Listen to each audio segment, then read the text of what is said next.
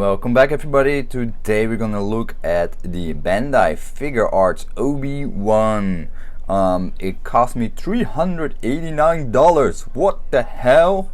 Actually it's 389 Hong Kong dollar, which roughly translate I think to 45 to 50 US dollar. I know it's a little bit expensive, but I really want to have this figure. As you can see, it's pretty cool. Now let me add an extra light so we can see all the details in glory. We start by taking a look at the packaging. It has all kinds of text on it in gold, hard to read, but you can try to read it. And it comes with a tons of accessories. It comes with Qui-Gon Jinn's hilt or lightsaber. It comes with Obi-Wan's lightsaber. It comes with different hands and a different hat as well.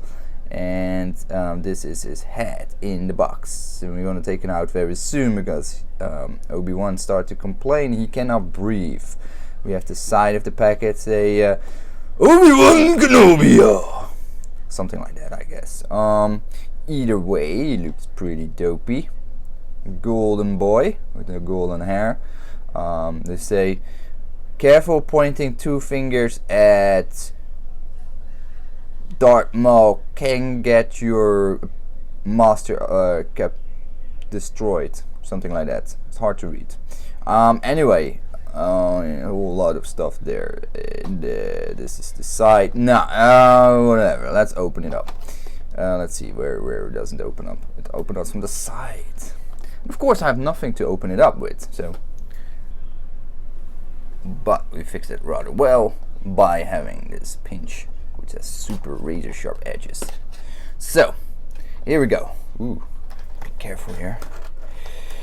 Adjust the camera.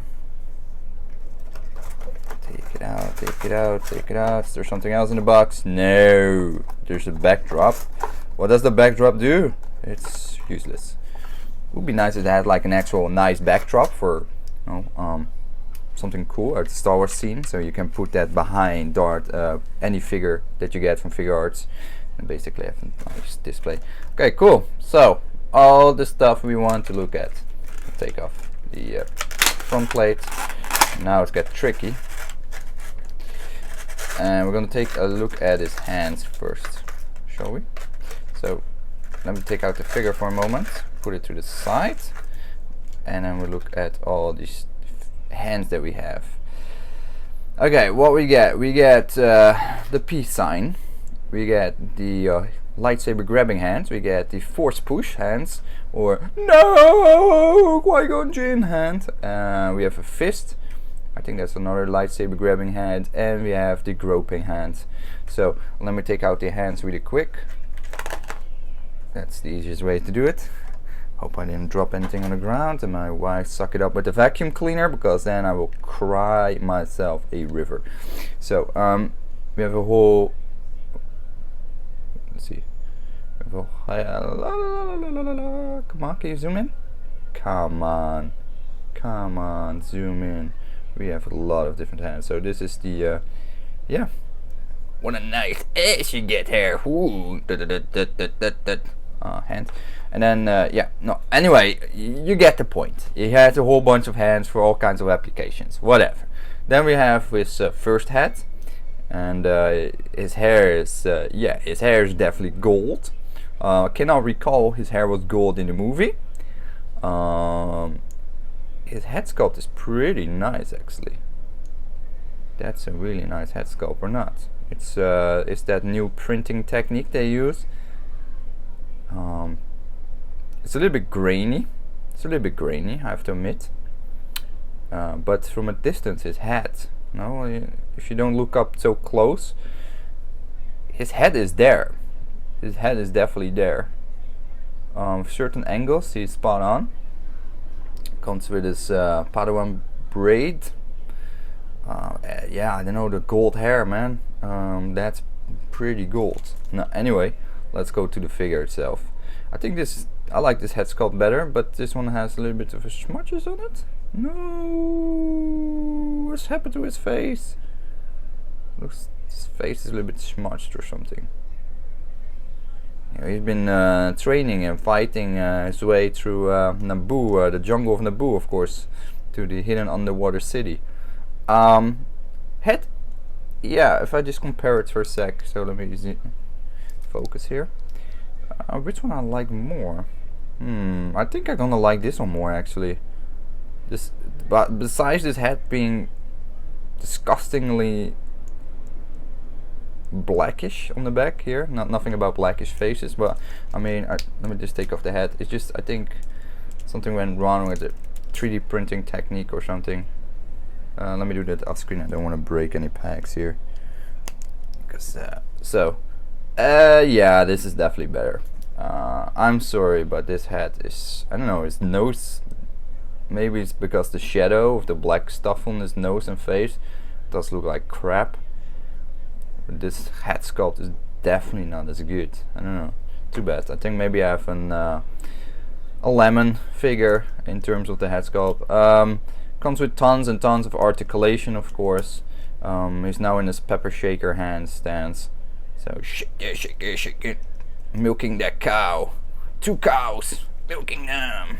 Anyway, and we're back. So unfortunately someone decided to call me in the middle of a video, and that's kind of silly. Anyway, our figure looks really nice. It has tons of articulation. It has a lot of details. Of course, this figure doesn't have the fantastic weathering that Figurearts used for some of their figures, because Obi-Wan doesn't need it for this uniform. And he comes, of course, with his lightsaber. So let's put him to the side for a second before we further look at him. So he comes with his master's lightsaber.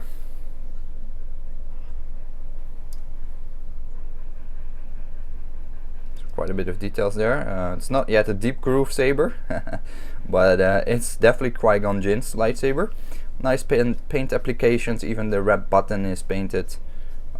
It's a nice saber. It's tapered from thick to thin. That's cool. And then we have his lightsaber. Here we go. Really cool. Blue. And then we have a lightsaber on this belt as well. Removable. It has a little pack that packs into his side of his utility belt. And then we're gonna go over the articulation for a bit. Now the head is removable and it's on the ball joint, as you just saw. Quite a bit of range of motion. The braid does not really hamper the motion too much. A little bit, but not bad. Wow, the head does look quite good actually. His armpits has all kinds of articulation, as you're used to from Figurearts. Like, these guys can be positioned in so many different ways. It's unbelievable, and that's why I really like the Figurearts figures. I know they're expensive. I don't know what I did. Obi-Wan. That is, it's actually it's more suitable for Anakin. But yeah, you could remove limbs if you want, accidentally or on purpose. Let me put that back for a second. Okay, so we got him back. His arm. It cost me a little bit of energy to do that, to be honest. Unfortunately, it was a little bit less easy. So you have to be a little bit careful with moving the arms a little bit too aggressive, because then you pop out the limbs. His body is of course on a rocker, so you can move it. Free floating utility belt, so that's nice. So you can move that in different ranges as well while you move the figure around. Legs, this is very soft, so it's very easy. Does not hamper the directions the feet can move in, or the legs. The ankles don't have really a rocker from side to side. That's a miss. Well, a little bit, but not too much. Not as much as the Black Series can do. This one has more than this one. Maybe it's just roughing up the figure a little bit by displaying it a few times, moving it in different directions in terms of limbs. Why is this one feet. Oh, his upper thigh was disjointed for a second. Yeah, so these figures are definitely more for displaying rather than playing, where the Black Series figures, they're both appealing to collectors and kids to play with them. But this one, I would say this is definitely just a collector's piece because the price is much higher, they're much more accurate, but their joints are also much more fragile and easy to disjoint because of said reasons that they're so flexible. They're really made for displaying and make awesome pictures while doing so. So let me put a different hand on his body. We're gonna go for the classical finger pointing. So we'll take off this hand, and then we put on this one. Oh, I have to be very careful. These joints are super small, these ball joints. Okay, cool. So 2 in the pink and 1 in the stink. Okay, 3 times is a charm. It took me quite a bit of effort to get this hand on there. Not gonna lie, I don't like how they did that with this system. I rather just had they put that hand for the lightsaber already on there, because that pack hole is quite deep inside the hand and it cost me quite a bit of effort to get it in. I was almost scared to break the hand. I was scared to break the pack of the hand, so I'm not gonna touch anymore. I'm not gonna touch that hand anymore. Just leave it in there. Let's put a lightsaber in. Okay, so the lightsaber's on his hand. I'm gonna be admit here. This figure has some shitty hands compared to some of the other figures I had. Like, this lightsaber doesn't fit through the hole of his hand on his left hand. It just doesn't go through it. It's just super stiff, this plastic, so it didn't push in there. You cannot grab onto the hand because this is a solid molded hand. You cannot put it this way because the blade here is thicker. So I don't know, but that was quite shit. So I got on his Qui-Gon Jinn hilt because Qui-Gon Jinn hilt was slightly thinner. But I don't know how people are not complaining about that. Maybe just my figure is shit, but that was pretty horrible. So let's put on the lightsaber on the side, and then we go to the verdict.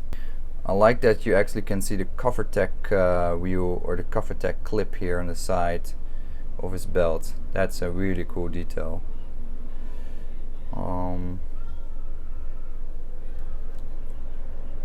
Yeah, overall very nice figure though.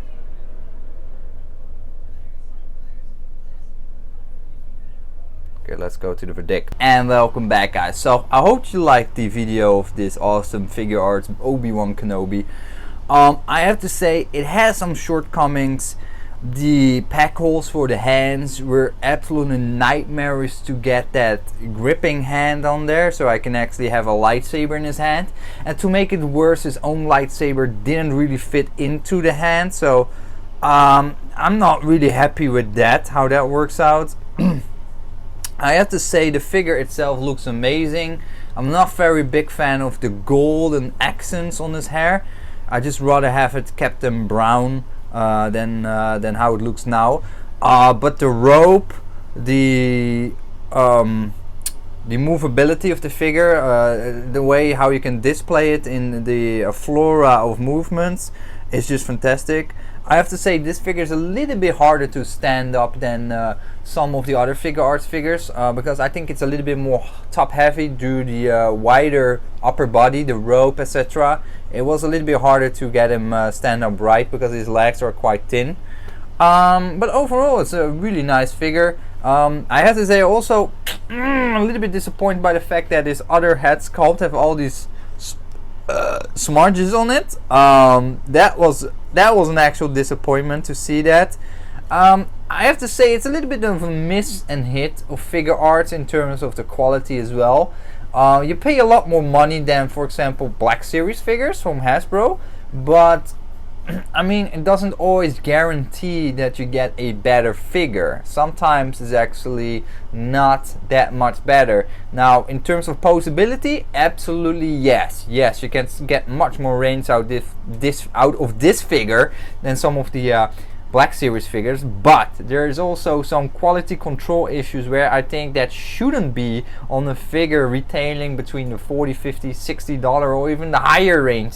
I mean, I think you guys in the US on the average pay around $70 to $80 for a Bandai Figurearts figure, and I feel like for that money it has to be superb, because for a little bit more money I can buy a whole Hot Toys figure. I mean, double the price of $80, I can buy a fantastic Hot Toys.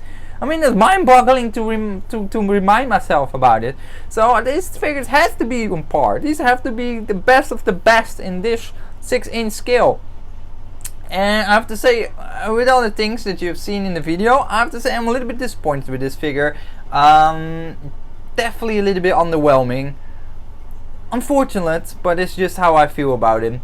I'm definitely gonna get more of these Canon Figurearts figures for you guys to review, so stick around if you want to see the videos, and hopefully you'll like the review, and as always, stay scummy! Please subscribe for more weekly videos, follow us on Twitter, Facebook and Instagram, sponsor the channel at our Patreon page. Stay scummy!